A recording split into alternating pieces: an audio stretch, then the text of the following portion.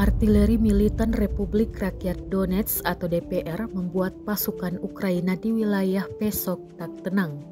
Rekamannya ramai beredar di Telegram pada Kamis 8 November 2022.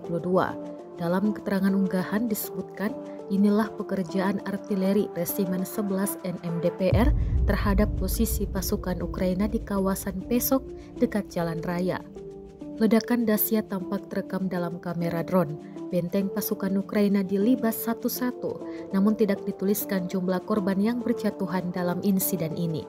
Di lain sisi, Presiden Rusia Vladimir Putin bersikeras bahwa negaranya hanya akan menggunakan senjata pemusnah massal sebagai tanggapan atas serangan.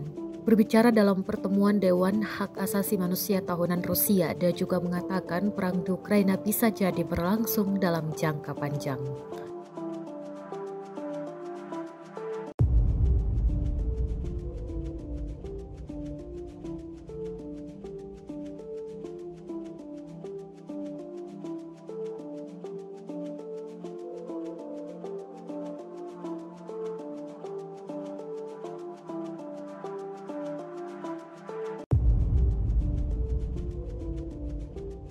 Rusia melaporkan secara total 341 pesawat Ukraina, 180 helikopter, 2.638 kendaraan udara tak berawak, 392 sistem rudal anti pesawat dieliminir oleh pasukan Vladimir Putin. Sementara itu dari kubu Kiev, Kementerian Pertahanan Ukraina melaporkan 540 tentara Rusia dieliminir dalam 24 jam terakhir.